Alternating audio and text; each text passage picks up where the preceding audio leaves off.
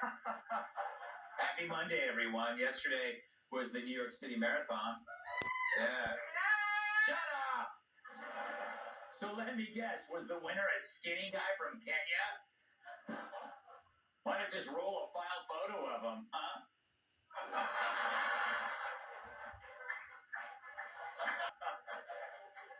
Bill Clinton attended the marathon to cheer on his daughter, Chelsea.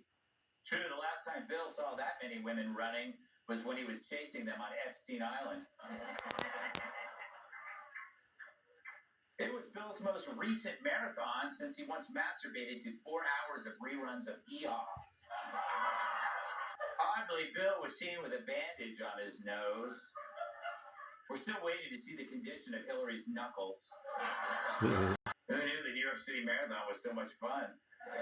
But New Yorkers are still recovering from yesterday's race. In fact, on my way to work this morning, I saw a squirrel rubbing Ben Gay on his nuts. Times for the race were much higher than expected. Turns out the official timekeeper forgot to set his clock back. Position joke. Trying to get out of that thing into, speaking of, it was the end of daylight savings, with most Americans reminded to fall back.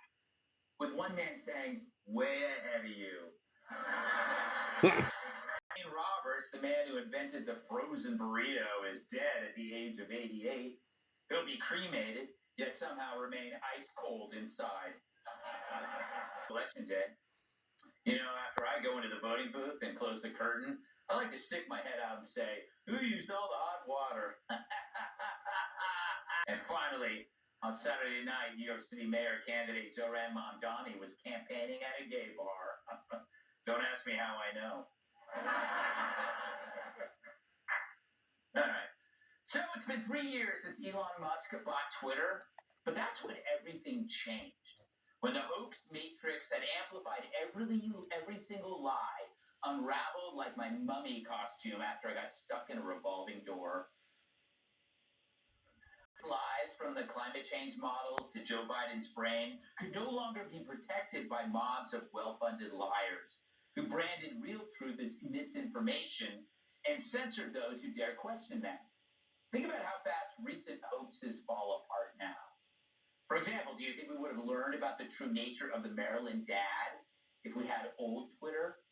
Would you have seen the thorough debunking of the Fine People hoax if Musk hadn't added community notes?